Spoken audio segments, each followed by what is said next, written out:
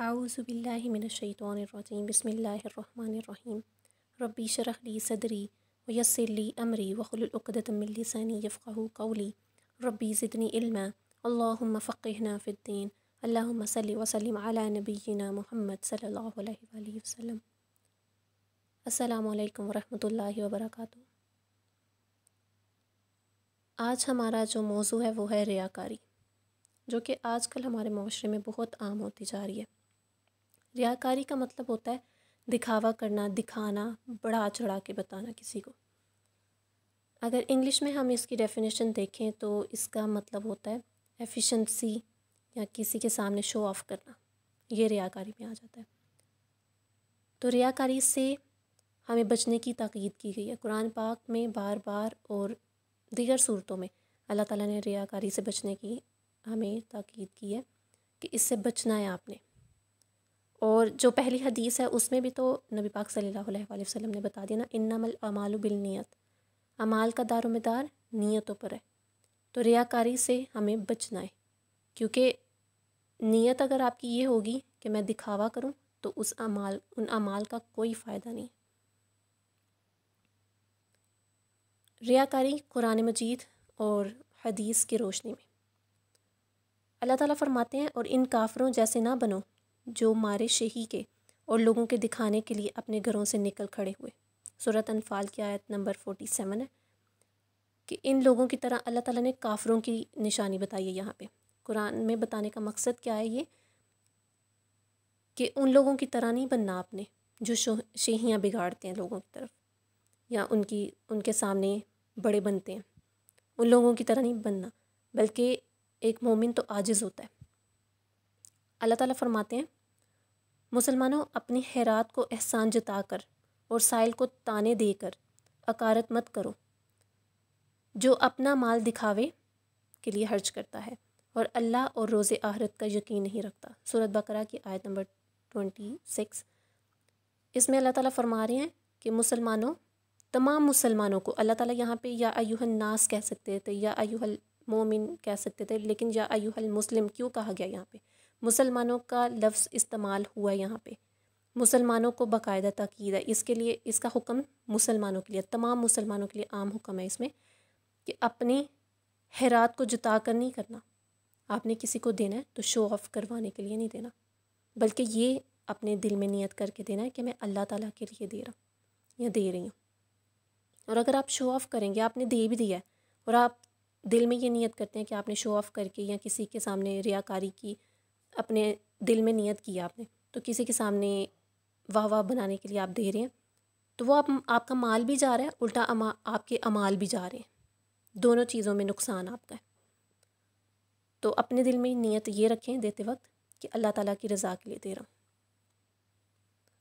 सूरत निसा में इरशाद फरमाया अल्लाह ताला ने, मुनाफिक खुदा को धोखा देते हैं, हालांकि खुदा इनको धोखे में रखे हैं।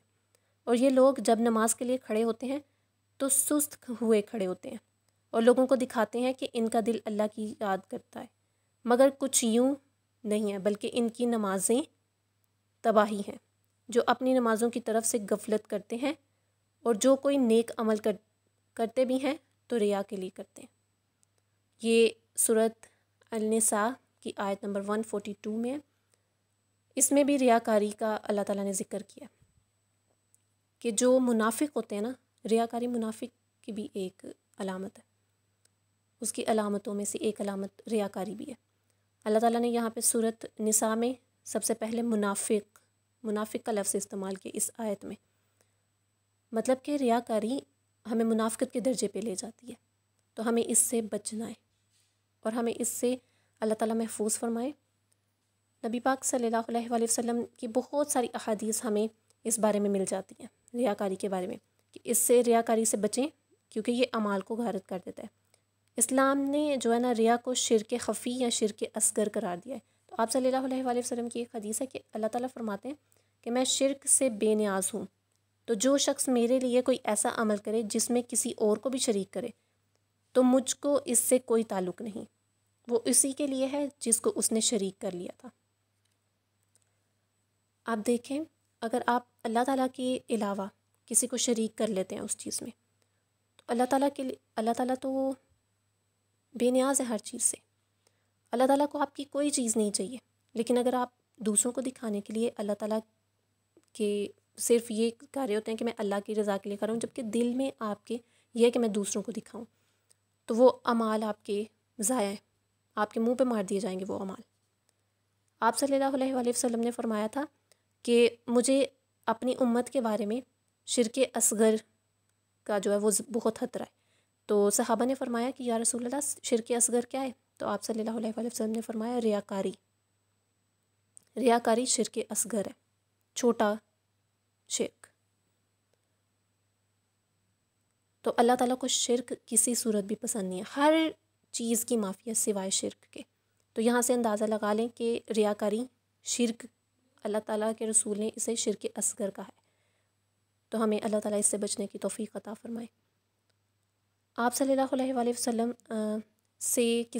آپ صلی اللہ علیہ وآلہ وسلم کے صحابی تھے حضرت عبداللہ بن مبارک۔ ان سے کسی نے ان کی روایت ہے یہ کہ انہوں نے پوچھا حضرت معاذ بن جبل سے کہ مجھے کوئی ایسی حدیث سنائے جو آپ صلی اللہ علیہ وآلہ وسلم سے آپ نے سنی ہو۔ تو راوی فرماتے ہیں کہ حضرت سیدنا معاذ نے جب یہ سنا تو وہ رونے لگ گئے، یہاں تک کہ حضرت عبداللہ بن مبارک کو یہ گمان تھا کہ وہ خاموش نہیں ہوں گے، کیونکہ نبی پاک صلی اللہ علیہ وآلہ وسلم سے بہت عقیدت رکھا کرتے تھے حضرت سیدنا معاذ۔ جب آپ خاموش ہوئے تو ارشاد فرمایا، میں نے نبی پاک صلی اللہ علیہ وآلہ وسلم کو یہ ارشاد فرماتے ہوئے سنا کہ اے معاذ، میں نے عرض کی یا رسول اللہ میرے ماں باپ آپ پر قربان، میں حاضر ہوں۔ تو آپ صلی اللہ علیہ وآلہ وسلم نے فرمایا، میں تم کو ایک ایسی حدیث بیان کرتا ہوں، اگر تم اسے یاد رکھو گے تو تمہیں نفع دے گی، اور اگر اسے ضائع کر دو گی، اس کی حفاظت نہ کی، تو بروز قیامت اللہ کی بارگاہ میں تمہاری کوئی دلیل کام نہیں آئے گی۔ پھر فرمایا، اے معاذ، بے شک اللہ نے آسمان و زمین کو پیدا کرنے سے پہلے 7 فرشتے پیدا فرمائے، پھر آسمانوں کی تخلیق فرمائی، اور پھر ہر دروازے پر ایک محافظ جو ہے فرشتہ مقرر کر دیا۔ جب اعمال کے محافظ فرشتے بندے کے صبح سے شام تک کے اعمال لے کر اوپر جاتے ہیں، اور اس عمل میں سورج کی سی چمک ایک ایسا نور ہوتا ہے اس عمل میں، جب وہ آسمان و دنیا تک پہنچتا ہے، اور اس عمل کو بہت زیادہ سمجھتے ہیں، تو پہلے آسمان کا محافظ فرشتہ اسے روک لیتا ہے اور کہتا ہے اس عمال کو جو ہے نا، اس صاحب اعمال کے منہ پر مار دو، میں غیبت کا فرشتہ ہوں، اور مجھے میرے رب نے حکم دیا ہے کہ غیبت کرنے والے کے اعمال کو یہاں سے آگے نہ بڑھنے دوں۔ جو شخص غیبت کرتا ہے اس کے اعمال پہلے دروازے پر ہی روک دیے جاتے ہیں، پہلے آسمان پہ ہی اس کی جو بھی اعمال اس نے کیے ہوتے ہیں اس کے منہ پہ دیے جا رہے ہوتے ہیں۔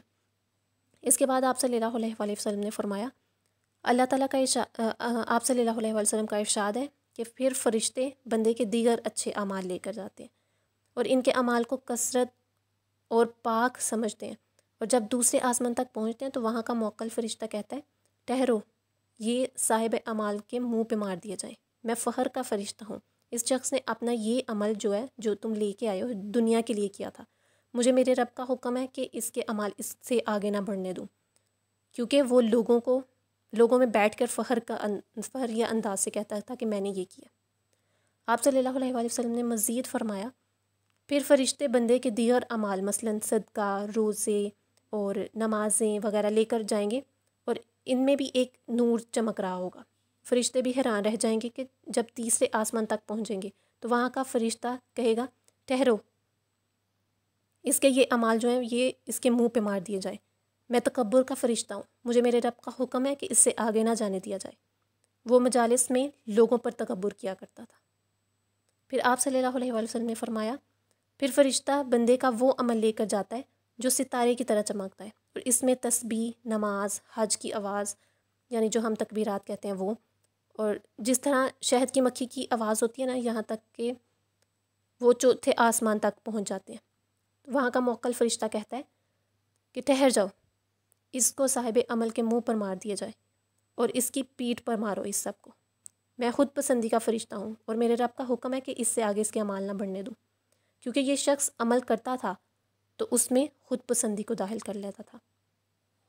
آپ صلی اللہ علیہ وآلہ وسلم نے مزید ارشاد فرمایا، پھر فرشتے کسی اور عمل کو لے کر اوپر جاتے ہیں، اور وہ عمل دلہن کی طرح آراستہ ہوتا ہے، یہاں تک کہ جب وہ 5ویں آسمان تک پہنچتا ہے تو وہاں کا فرشتہ کہتا ہے، ٹھہر جاؤ، یہ عمل کرنے والے کے منہ پہ مار دو، اس کے کندھے پہ رکھ دو، میں حسد کا فرشتہ ہوں، اور جب یہ لوگوں کو سکھاتا تھا یا عمل کرنے کی تاکید کرتا تھا تو یہ حسد کرتا تھا۔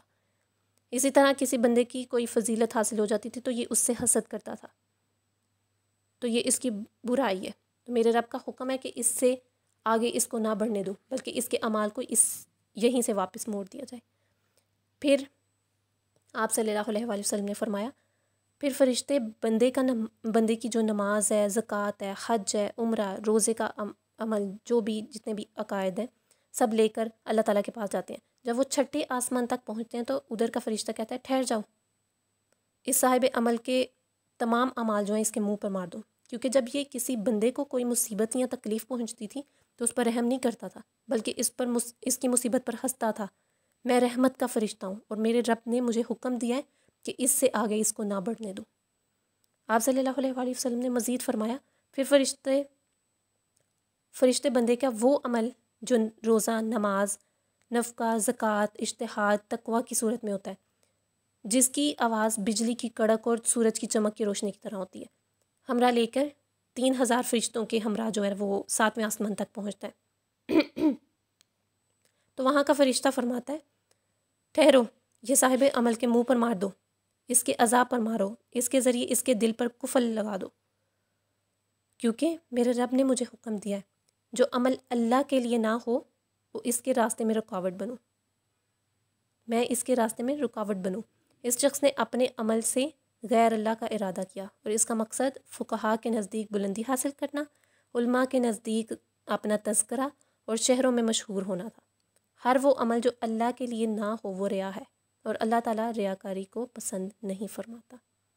پھر آپ صلی اللہ علیہ وآلہ وسلم نے فرمایا، پھر فرشتے بندے کی نماز، زکوٰۃ، روزہ، حج، اچھے اخلاق، خاموشی یہ لے کے جب کسی اور بندے کے یا کسی نیکوکار کے لے کر اللہ تعالیٰ کے پاس جاتا ہے، اوپر چلا جاتا ہے 7ویں آسمان تک، یہاں تک کہ وہ تمام پردوں سے نکل جاتا ہے، تو اللہ تعالیٰ کی بارگاہ میں حاضر ہوتے ہوئے کہتا ہے، اس کی بارگاہ میں اس بندے کے خالص اللہ کے لیے کیے ہوئے اعمال کی گواہی دیتے ہیں۔ اس کے اعمال جو ہیں اللہ تعالیٰ کے ہاں گواہی دیتے ہیں۔ حضور پاک صلی اللہ علیہ وسلم کا ارشاد ہے کہ اللہ ان سے فرماتا ہے، تم میرے بندوں کے اعمال کے نگران ہو، جبکہ میں ان کے نفس کی نگرانی کرتا ہوں۔ بے شک اس نے یہ اعمال میرے لیے نہیں کیے بلکہ میرے علاوہ کسی اور کے لیے کیے ہیں، اس پر میری لعنت ہو۔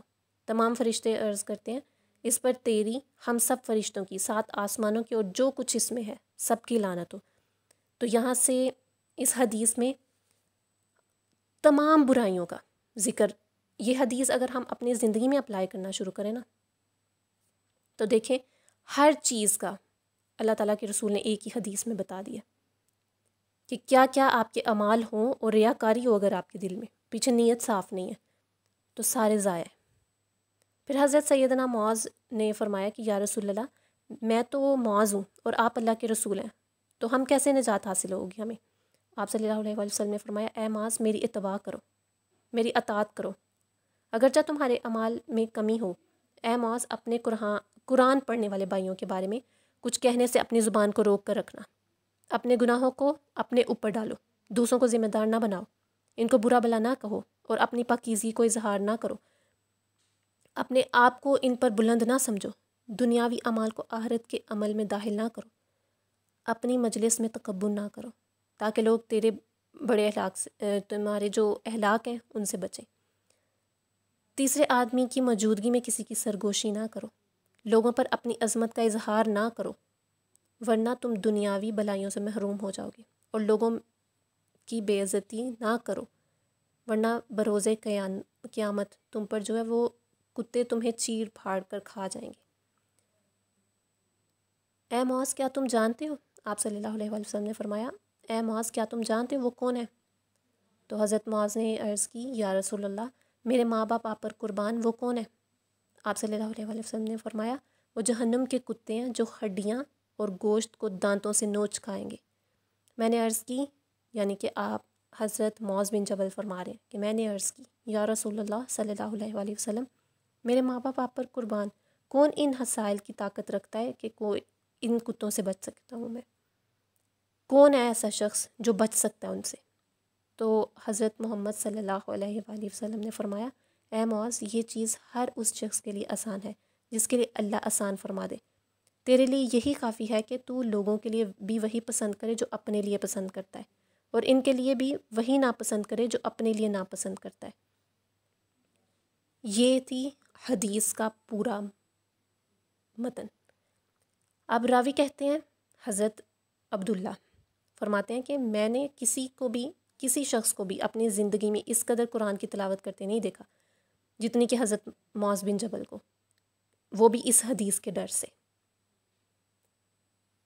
تو اللہ تعالیٰ ہم سب کو بھی اس ریاکاری سے بچائیں، اور ہمارے اعمال یہ نہ ہوں کہ ہمارے منہ پر دیے مارے اللہ تعالیٰ، بلکہ ہم اللہ تعالیٰ کے ان بندوں میں سے ہوں جن کے اعمال اللہ تعالیٰ کی بارگاہ میں صحیح سلامت پہنچتے ہوں، اور اللہ تعالیٰ ان اعمال کو دیکھ کے خوش ہوتے ہوں، نہ کہ ہمارے منہ پہ واپس دے مارے جائیں۔ تو دعا کیا کریں اپنے لیے، اور اپنے دل میں یہ جو ریاکاری ہے اس کیڑے کو ختم کریں۔ ریا کا علاج کیا ہے؟ ریاکاری کا علاج بڑا سمپل سا علاج ہے اس کا، کہ آپ اپنے دل سے جو ہے وہ نکال دیں چیزوں کو، کہ جو آپ نے کسی کے سامنے کسی کو خوشی نہیں کرنا۔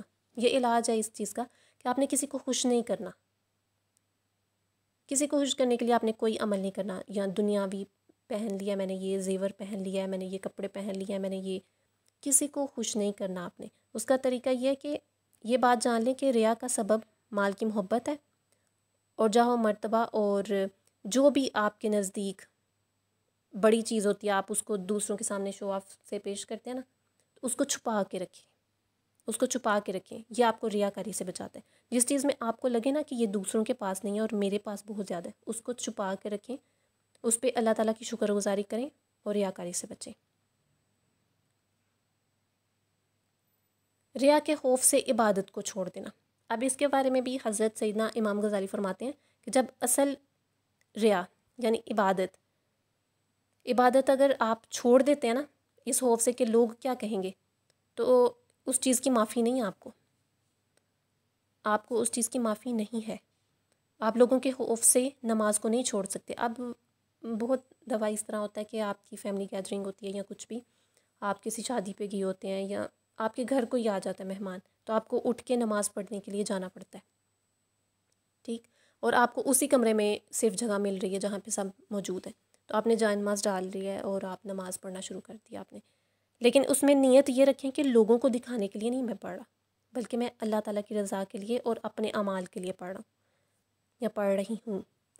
کیونکہ اگر نیت پیچھے یہ ہوگی نا کہ لوگ مجھے دیکھ کے انسپائر ہوں، لوگ مجھے دیکھیں کہ بڑے بڑے سجدے کر رہی ہے، یہ تو بڑی اللہ والی ہے، بڑی متقی ہے، بڑی پرہیزگار ہے، تو یہ ریاکاری کی سینس میں آ جاتا ہے۔ اگر آپ کے دل میں یہ نیت ہو کہ میں اللہ تعالیٰ کی رضا کے لیے پڑھی ہوں، یا ایک یہ بھی چیز ہے کہ آپ کو کچھ چیزیں دوسروں کو شرم دلانے کے لیے بھی کرنی پڑتی ہیں۔ آپ دوسروں میں سے اٹھ کے، بہت ساری اس طرح کی میں نے خود دیکھا ہے کہ بہت فیملی گیدرنگ ہوتی ہے ہماری، یا کوئی آپ کے گھر پہ مہمان آ گئے یا زیادہ گیدرنگ ہے، تو آپ ان میں سے اٹھ کے ایک جا کے جائے نماز ڈالے گا، تو اس سے اگر وہ مومن ہو نا تو ان کو شرم آئے گی کہ ہم نے بھی اٹھ کے نماز پڑھنی ہے۔ کچھ چیزیں آپ کو دکھانی پڑتی ہیں، کچھ چیزیں آپ کو کر کے بتانی پڑتی ہیں، آپ کو اس میں شو آف کرنا چاہیے۔ اعمال میں آپ کو جس طرح نماز ہے، اس میں آپ کو دوسروں کو سکھانے کے لیے کہ میں نماز پڑھتا ہوں، آپ بھی پڑھیں۔ آپ منہ سے تو نہیں کہہ سکتے، کچھ ایسے آپ کے رشتے ہوتے ہیں ان کو منہ سے آپ کہیں نا تو ان کو برا لگتا ہے کہ نماز پڑھ لو، تو وہ کہتے ہیں تم تو زیادہ اللہ والی ہو، تم بڑا پڑھتی ہو، تم پڑھ لیتی ہو اور تمہیں یہی لگتا ہے کہ ہم سب گناہ گار ہیں، ہم نے دوزخ میں جانا ہے۔ وہ آگے سے اس طرح کی باتیں کرتے ہیں، تو ان کو دکھانے کے لیے آپ ان کے بیچ میں سے اٹھ کے جائیں نماز ڈالیں، نماز پڑھیں۔ تو اگر وہ مومن ہوں گے، اگر ان کے دل میں تھوڑی سی شرم ہوگی واقعی، تو وہ اٹھ کے آپ کے پیچھے ضرور نماز پڑھنے آ جائیں گے۔ اس کے بارے میں ایک واقعہ بھی ہے کہ حضرت امام حسین رضی اللہ تعالیٰ عنہ وہ نا وضو کر رہے تھے، تو ساتھ ہی ایک بزرگ تھے، وہ بھی وضو کرنے لگے، تو حضرت امام حسین نے دیکھا کہ وہ بزرگ وضو ٹھیک نہیں کر رہے۔ اب ان کو کہہ نہیں سکتے تھے کہ میں یہ وضو صحیح نہیں کر رہے آپ، کیونکہ وہ بڑے تھے اور ان کو کہہ بھی نہیں سکتے تھے کہ آپ غلط ہیں۔ تو اب انہوں نے کیا کیا، وہاں پہ شو آف کیا، یہ دیکھیے گا میں وضو ٹھیک کر رہا ہوں۔ ان کو بزرگ کو کہا کہ دیکھیے گا میں وضو ٹھیک کر رہا ہوں، وضو کر کے دکھایا، تو اس بزرگ کو مومن تھے، تو ان کے دل میں تھوڑا آ گیا کہ ہاں میں نے غلط وضو کیا ہے، یہ بالکل ٹھیک کر رہے ہیں، تو انہوں نے پھر کہا کہ نہیں بیٹا آپ بالکل ٹھیک وضو کر رہے ہیں، میرا وضو غلط تھا۔ تو کچھ چیزیں آپ کو دوسروں کو دکھانے کے لیے، دوسروں کو صحیح کرنے کے لیے آپ کو وہ دکھاوے کی ضرورت پڑتی ہے، تو اس چیز میں آپ خوف نہ کھائیں کہ وہ آپ کی ریاکاری میں داخل ہو جائے گا۔ اللہ تعالیٰ ویسے ہم سب کو محفوظ کریں اس ریاکاری جیسی بیماری سے۔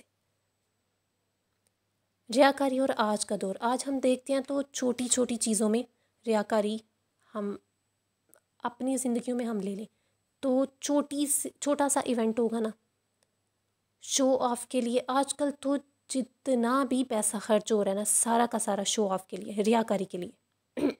شادیوں پہ دیکھ لیں، مہندی ہو رہی ہے، اٹن ہو رہے ہیں، مائیں ہو رہی ہے، بہت سارے اس طرح کے ایونٹس جو کہ فضول خرچی ہیں، صرف اور صرف لوگوں کو دکھانے کے لیے کہ ہمارے پاس بہت پیسہ ہے، تو بہت زیادہ ایونٹس آرگنائز ہو رہے ہیں۔ ہمارا اسلام تو اس چیز کی اجازت نہیں دیتا، ہمارا اسلام تو سادگی پسند ہے، وہ تو میانہ روی کا درس دیتا ہے، وہ تو سادگی کا، شکر گزاری کا درس دیتا ہے۔ لیکن ہمارے ہاں کیا ہو رہا ہے؟ اب ایک ہاں ہوتا ہے، ایک نے کر لیا جی، ایک فلاں آنٹی کی شادی تھی، بچی کی شادی تھی، تو ان نے کر لیا جی، ان نے اتنے پیسے لگائے تھے، ان نے چھوٹا گوشت بنایا تھا، ہم نے تو اس سے زیادہ کرنا ہے، ان نے اتنی ڈشز بنائی تھی شادی پہ، ہم نے تو اس سے زیادہ بنانی ہے، تاکہ لوگ انسپائر ہوں۔ وجہ کیا؟ اللہ تعالیٰ کو منہ نہیں دکھانا، آپ نے لوگوں کو انسپائر نہیں کرنا، آپ نے اللہ تعالیٰ کو انسپائر کرنا، اللہ تعالیٰ کو اپنے اعمال دکھانے۔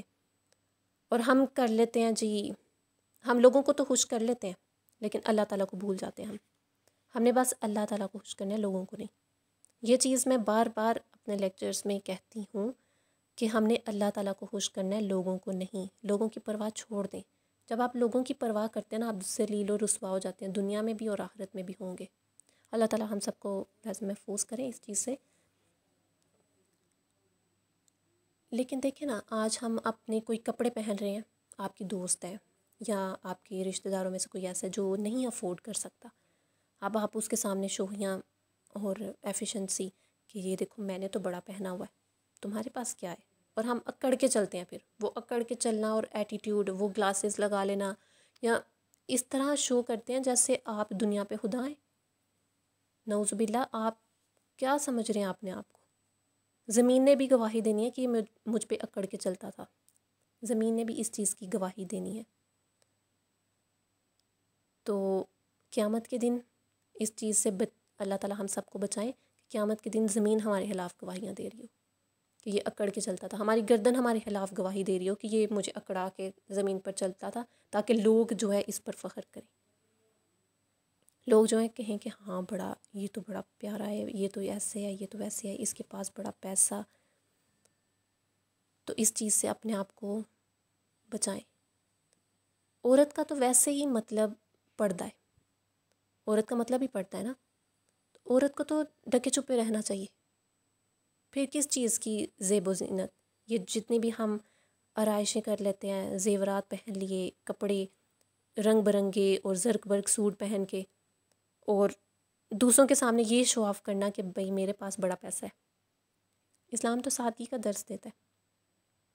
ادھر سے ہی دیکھ لیں کہ جب ہم نے اس دنیا سے جانا ہے تو ہمارے پاس کچھ نہیں ہونا سوائے ایک کفن کے، وہ بھی سفید رنگ میں، کوئی رنگ نہیں ہے اس میں، کوئی موتی نہیں لگے ہوئے، کوئی زیورات نہیں، کچھ نہیں لے کے جانا ہم نے ساتھ، سادہ بالکل۔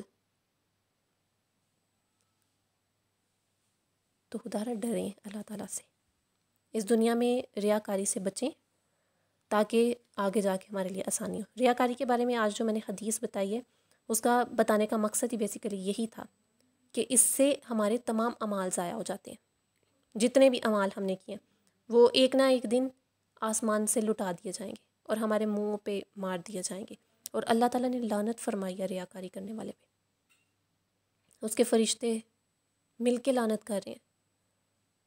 اللہ تعالیٰ کی اور اس کے فرشتوں کی لعنت ہو انسان پہ، تو وہ انسان دنیا میں کامیاب ہو سکتا ہے؟ دنیا میں چلے اللہ تعالیٰ نے اس کی رسی دراز کر دی، لیکن کیا آخرت میں اللہ تعالیٰ کو منہ دکھانے کے قابل ہوگا؟ ہمیں یہ چیزیں سوچنی چاہیے۔ ہم چھوٹی چھوٹی چیز میں بہت سارے گناہ کر دیتے ہیں۔ ہم چھوٹی چھوٹی بات میں صبح سے لے کے شام تک اپنا ذرا کیا کریں، اپنا کتھارسس کیا کریں، اپنے ساتھ بیٹھا کریں، بات کیا کریں، اور یہ چیز دیکھا کریں کہ آج میں نے کون کون سا گناہ کر دیا۔ آج مجھ سے ریاکاری تو نہیں ہوئی، آج مجھ سے کسی کی غیبت تو نہیں ہوئی، آج میں نے کوئی چوری تو نہیں کی، آج کوئی جھوٹ تو نہیں بولا۔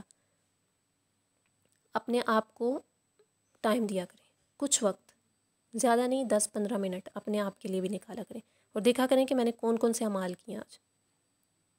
اور اگر آپ نے سارا دن فارغ ہو کے گزار دیا تو آپ نے استغفر اللہ بھی نہیں کہا، تو پھر کیسے مومن ہے بھائی؟ فارغ ہیں سارا دن آپ اور استغفر اللہ بھی نہیں بول رہے۔ آپ اپنی زبانوں کی اتنی زحمت دیا کریں کائنڈلی۔ تو ریاکاری سے بچنے کے لیے اللہ تعالیٰ ہم سب کو توفیق دیں، اس کے لیے دعا کیا کریں۔ ربنا لا تعز قلوبنا بعد اذ ہدیتنا وہب لنا من لدنک رحمہ انک انت الوہاب۔ اے ہمارے رب، جب تو نے ہمیں ہدایت دے دی ہے تو ہمارے دلوں کو ٹیڑھا نہ کرنا اور ہمیں اپنی طرف سے رحمت عطا کرنا، بے شک تو بہت زیادہ عطا کرنے والا ہے۔ اللہ تعالیٰ سے زیادہ کی امید رکھا کریں، بالکل رکھا کریں، کیونکہ اللہ تعالیٰ بے شمار دینے والے ہیں۔ لیکن اگر آپ اللہ تعالیٰ سے زیادہ کی امید اس لیے رکھ رہے ہیں کہ آپ دوسروں کے سامنے شو آف کریں گے، آپ مال و دولت کا نمائش کریں، تو یہ بالکل غلط ہے۔ اللہ تعالیٰ بھی پھر زندگی میں دے کے آپ کو آزماتے ہیں کہ میں نے آپ کو زیادہ دیا، دیکھتا ہوں آپ کہ آپ میری راہ میں خرچ کریں یا دوسروں کو انسپائر کرنے کی کوشش کریں اس سے۔ یہ ہماری آزمائش ہوتی ہے، اللہ تعالیٰ ہمیں آزماتے ہیں، مومن کی آزمائش ہوتی ہے یہ، لیکن ہمیں سمجھ نہیں آ رہی ہوتی اس وقت۔ ہمیں ہوتا ہے کہ اللہ تعالیٰ نے ہمارے اعمال کی وجہ سے ہمیں اتنا عطا کر دیا۔ اللہ تعالیٰ ہمیں ٹیسٹ کرنا چاہ رہے ہوتے ہیں، اور اس ٹیسٹ میں وہی پاس ہو سکتا ہے جس کے دل میں ایمان ہو۔ اللہ تعالیٰ ہم سب کے دلوں کو ایمان کی روشنی سے منور کرے اور قیامت کے دن صالحین اور صابرین میں سے اٹھائیں۔ جزاکم اللہ خیرا کثیرا فی الدنیا والآخرہ۔ اللہ حافظ۔